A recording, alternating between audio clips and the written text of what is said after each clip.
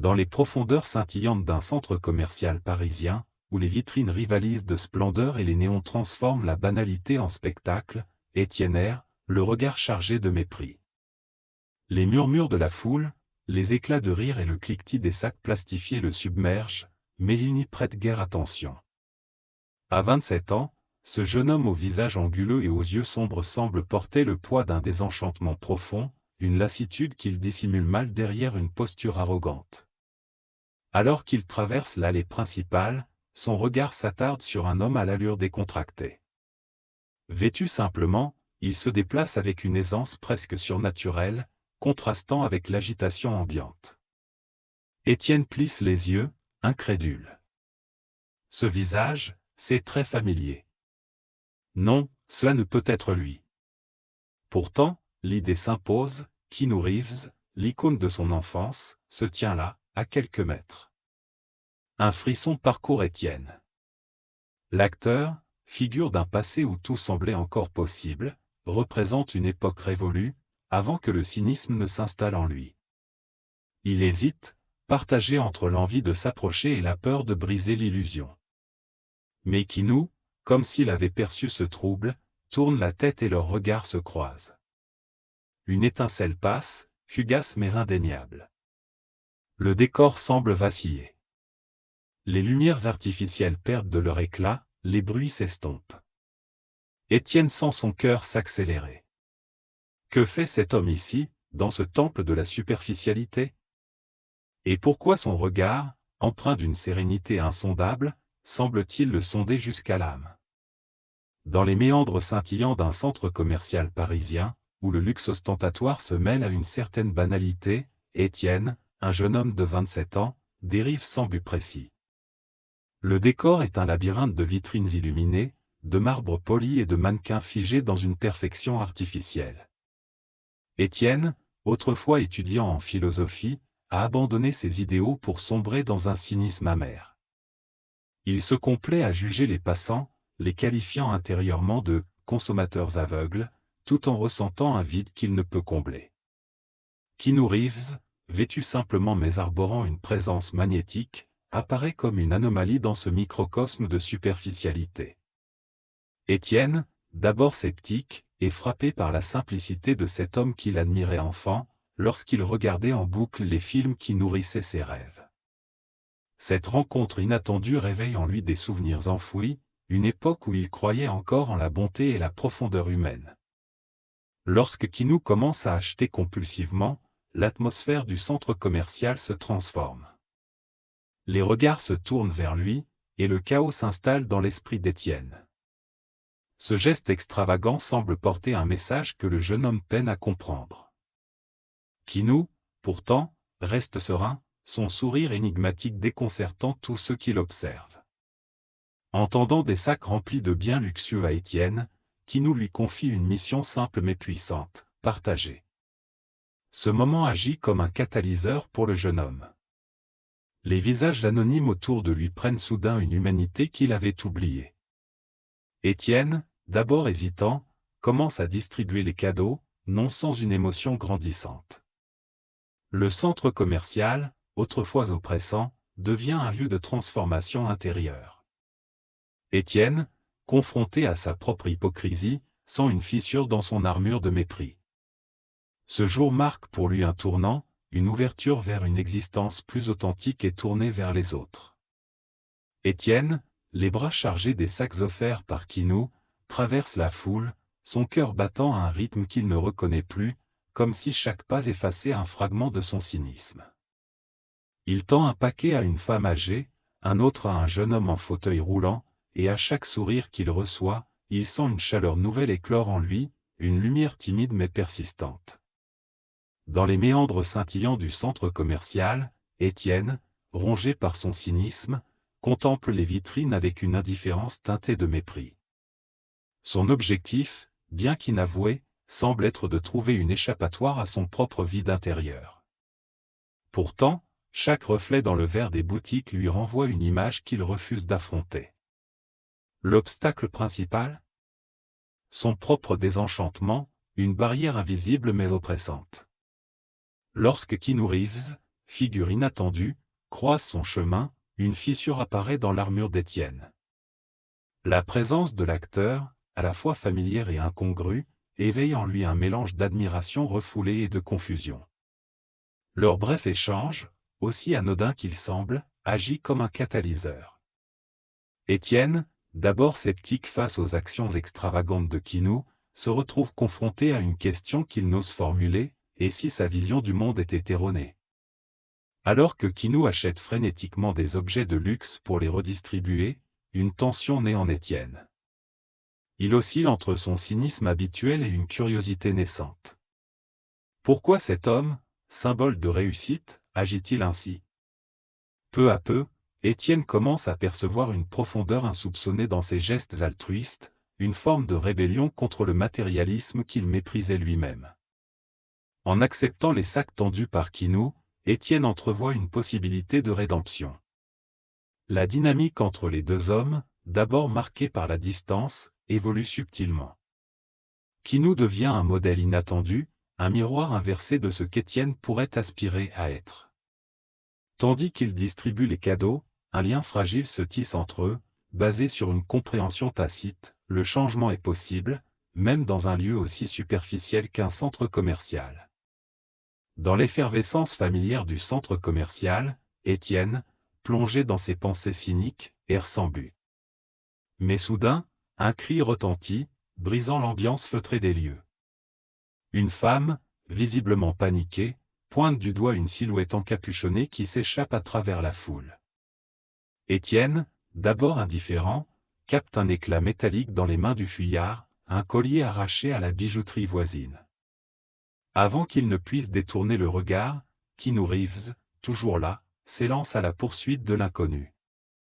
La scène est surréaliste, presque absurde, une star hollywoodienne courant à travers les allées d'un centre commercial parisien. Étienne, pris entre la curiosité et une impulsion qu'il ne s'explique pas, décide de suivre, son cœur battant à tout rompre. La poursuite les mène dans un couloir de service sombre et silencieux, loin des vitrines scintillantes. Keanu, d'un calme déconcertant, confronte le voleur. L'homme, jeune et visiblement désespéré, lâche le bijou, mais son regard trahit une détresse plus profonde. « Pourquoi as-tu fait ça ?» Keanu, sa voix empreinte d'une gravité inattendue. Étienne, caché dans l'ombre, observe, fasciné. Le voleur murmure une réponse à peine audible. « Je n'avais pas le choix, ma famille. » Ces mots résonnent en Étienne, réveillant une empathie qu'il croyait perdue. Keanu tend alors la main, non pour condamner, mais pour aider. Parfois, demander est plus courageux que prendre, dit-il, offrant un billet au jeune homme. Étienne, témoin de cet acte de compassion, sent un bouleversement intérieur. Ce moment, à la fois simple et chargé d'émotion, le pousse à remettre en question son propre cynisme. Alors que le voleur s'éclipse, Keanu se tourne vers Étienne, comme s'il savait qu'il était là. « Et toi, que feras-tu de ce que tu viens de voir ?» Étienne seul avec ses pensées. Les sacs entre ses mains, Étienne hésite un instant, submergé par une vague d'émotions contradictoires. Autour de lui, le brouhaha du centre commercial semble s'estomper, laissant place à un silence intérieur troublant. Une femme âgée, vêtue d'un manteau élimé, capte son attention. Elle fixe les vitrines avec un mélange d'envie et de résignation. Étienne s'approche, tendant un des paquets avec maladresse. « Pour vous, » murmure-t-il, évitant son regard.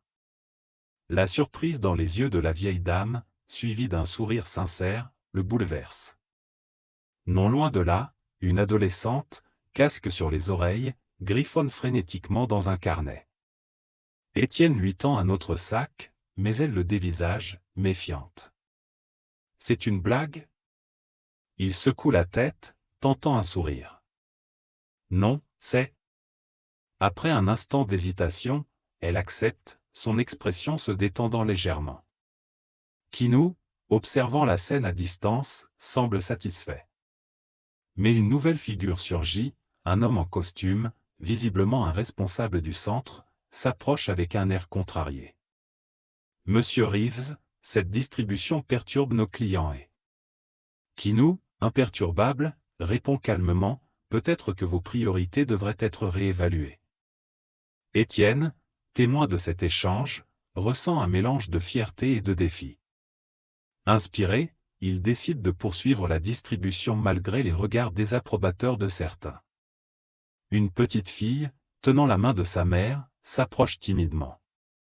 Étienne s'agenouille pour lui offrir un sac, et son rire cristallin réchauffe son cœur.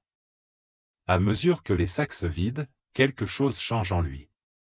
Ce centre commercial, autrefois symbole de superficialité et de futilité, devient un lieu de rencontres humaines, de gestes simples mais significatifs. Étienne se surprend à sourire, non par cynisme, mais par une joie sincère, presque oubliée. Les sacs entre ses mains tremblent légèrement, mais Étienne avance, le cœur battant, vers une femme assise près d'une fontaine, ses vêtements usés témoignant d'une vie difficile. Il lui tend un des paquets, et leurs regards se croisent. Elle hésite, puis accepte avec un sourire timide. Étienne ressent une étrange chaleur, un mélange d'humilité et de satisfaction qu'il n'avait jamais connu auparavant. Autour de lui, la foule s'agite. Certains clients, intrigués par la scène, commencent à imiter son geste, partageant à leur tour les sacs que Kinou avait achetés. Étienne observe ce mouvement naissant, un élan collectif qui semble transformer l'atmosphère du centre commercial. Les regards autrefois vides se remplissent d'une énergie nouvelle, presque palpable. Mais une question le hante, pourquoi Kinou a-t-il fait cela? Était-ce un simple acte de générosité ou une manière de lui tendre un miroir? Étienne se retourne pour lui parler, mais Kinou a disparu, comme s'il n'avait jamais été là. Un frisson parcourt son échine. Était-ce réel ou une hallucination née de son esprit troublé? En continuant à distribuer les cadeaux, Étienne croise un homme qu'il reconnaît, un ancien camarade de lycée, Paul, autrefois son ami proche, aujourd'hui méconnaissable, sa vie marquée par des épreuves visibles. Étienne hésite, mettant un sac. Paul lève les yeux, surpris, et un silence lourd s'installe. « Merci, murmure-t-il finalement, sa voix brisée. Étienne réalise alors qu'il n'avait pas seulement perdu sa compassion pour les inconnus, mais aussi pour ceux qui avaient un jour compté pour lui. Alors que les sacs s'épuisent, Étienne se retrouve face à un miroir dans une boutique. Il se contemple, mais cette fois, il ne voit pas seulement son visage fatigué et cynique. Il perçoit une lueur différente, une possibilité de changement. Le reflet semble lui poser une question silencieuse, que fera-t-il de cette expérience? Le centre commercial, avec ses lumières artificielles et son tumulte incessant, paraît soudain moins oppressant. Étienne, le cœur plus léger, sent qu'il n'est plus prisonnier de son mépris. Il ne sait pas où ce chemin le mènera, mais une chose est certaine, pour la première fois depuis longtemps, il est prêt à avancer. Étienne, toujours figé, observe Kinou s'éloigner, son esprit en ébullition. Les sacs dans ses mains semblent peser plus lourd que leur contenu matériel, comme s'ils contenaient le poids de ses propres contradictions. L'espace autour de lui se rétrécit, et chaque visage dans la foule devient un miroir, reflétant ses jugements passés. Étienne se sent mis à nu, vulnérable, mais étrangement vivant. Il s'approche d'une femme assise sur un banc, ses vêtements usés trahissant une vie de difficulté. Hésitant, il lui tend un sac. « C'est pour vous, murmure-t-il, sa voix tremblante. La surprise dans les yeux de la femme, suivie d'un sourire timide, ébranle quelque chose en lui. Ce simple geste, si insignifiant en apparence, résonne avec une intensité inattendue. Alors qu'il continue à distribuer les sacs, une chaleur nouvelle s'installe en lui, un sentiment qu'il n'avait pas ressenti depuis des années, la connexion humaine. Chaque interaction, chaque sourire ou regard de gratitude, érode un peu plus le cynisme qui l'avait enveloppé comme une armure. Étienne commence à comprendre que ce n'est pas la richesse matérielle qui compte, mais l'impact qu'elle peut avoir lorsqu'elle est partagée. Kinou, observant discrètement la scène, semble satisfait. Il s'approche une dernière fois d'Étienne et pose une main légère sur son épaule. « Tu vois? Ce n'est pas si compliqué. » Ces mots, simple mais chargé de sens, résonne profondément en lui. Étienne hoche la tête, incapable de répondre, mais son regard en dit long. Alors que la lumière du jour s'éteint, le centre commercial semble se transformer. Ce lieu autrefois froid et impersonnel devient le théâtre d'une humanité retrouvée. Étienne, le cœur plus léger, se promet de ne pas laisser cette leçon s'effacer. Une graine a été plantée, et il sait qu'il lui appartient désormais de la faire grandir. Au loin, Kinou disparaît dans la foule, comme un fantôme bienveillant. Étienne le regarde partir, une étrange sérénité l'envahissant. Ce jour, qu'il croyait banal, a marqué un tournant. Et pour la première fois depuis longtemps, il entrevoit un avenir où l'empathie pourrait remplacer le mépris. Le crépuscule s'infiltrait à travers les grandes baies vitrées du centre commercial, enveloppant les lieux d'une lumière tamisée. Étienne, encore sous le choc de l'échange avec Kinou, observait les sacs dans ses mains. Chaque paquet semblait peser bien plus que son contenu matériel, comme s'il portait une part de la responsabilité qu'on venait de lui confier. Autour de lui, les passants murmuraient, certains encore fascinés par la scène, d'autres déjà absorbés par leurs propres préoccupations. Un homme en costume, visiblement intrigué, s'approcha d'Étienne. « C'est pour une œuvre de charité ?» Étienne hésita, mais avant qu'il ne puisse répondre, une femme à l'air fatigué, portant un enfant, s'arrêta à quelques pas. Son regard, empreint d'espoir, croisa celui d'Étienne. Sans réfléchir, il lui tendit un sac. « Pour vous, » dit-il simplement. La femme, d'abord incrédule, accepta avec un sourire timide. Kinou, à quelques mètres, observait la scène avec une sérénité presque mystique. Étienne sentit son regard et, pour la première fois depuis longtemps, il n'éprouva ni honte ni cynisme. Mais un nouveau personnage fit irruption, un jeune homme, vêtu de manière ostentatoire, s'avança avec un sourire narquois. « Alors, tu joues les héros maintenant ?» Étienne le reconnut immédiatement, son ancien ami, Julien, avec qui il partageait autrefois son mépris pour le monde. « Julien, ce n'est pas ce que tu crois, » répondit Étienne, troublé. Mais Julien éclata de rire. « Regarde-toi, distribuant des sacs comme si ça allait changer quoi que ce soit. Tu te crois meilleur que nous maintenant ?» Cette confrontation réveilla des doutes en Étienne, mais le regard de Kinou, toujours posé sur lui, semblait lui murmurer de rester fidèle à cette nouvelle voie. Étienne inspira profondément. « Peut-être que je ne peux pas tout changer, » dit-il, sa voix plus assurée qu'il ne l'aurait cru. « Mais je peux au moins essayer. » Julien roula des yeux et s'éloigna, mais ses mots laissèrent une trace. Étienne se tourna vers Kinou, cherchant une confirmation silencieuse. L'acteur hocha légèrement la tête, un sourire énigmatique aux lèvres. Alors qu'Étienne continuait à distribuer les sacs, une femme élégante, qui semblait être une responsable du centre commercial, s'approcha. « Monsieur Reeves, dit-elle, s'adressant à Kinou, nous aimerions organiser une collecte officielle ici, inspirée par votre geste. » Étienne sentit une chaleur étrange l'envahir. Peut-être que ce moment, aussi improbable soit-il, marquait le début d'un changement plus grand qu'il ne l'imaginait. Étienne, encore sous le choc, observe Kinou s'éloigner lentement, disparaissant dans la foule comme une ombre insaisissable. Mais cette rencontre inattendue a laissé une empreinte indélébile. Les sacs dans ses mains pèsent plus lourd que leur contenu matériel. Ils sont le symbole d'un choix qu'il doit désormais faire, continuer à mépriser le monde ou tenter de le comprendre. Alors qu'il s'apprête à distribuer les cadeaux, une voix intérieure le retient. Et si tout cela n'était qu'une mascarade? Une illusion orchestrée pour le manipuler? Étienne lutte contre ce cynisme qui l'a si longtemps dominé, mais les doutes persistent, comme une marée noire envahissant son esprit. Soudain, une femme âgée, vêtue modestement, s'approche timidement. Elle fixe les sacs avec une lueur d'espoir dans les yeux. Étienne, hésitant, tend un paquet. Le sourire sincère de la femme, ses remerciements, brisent quelque chose en lui. Pour la première fois depuis des années, il ressent une chaleur qu'il croyait disparue. Mais le chemin vers la rédemption n'est pas sans embûches. Un homme en costume, visiblement mécontent, l'interpelle. « Vous ne pouvez pas distribuer ça ici, monsieur. Les règles du centre l'interdisent. » Étienne, pris entre son envie de se conformer et son désir de faire le bien, sent la tension monter. Il prend une profonde inspiration. Ces règles sont-elles plus importantes que les besoins des gens?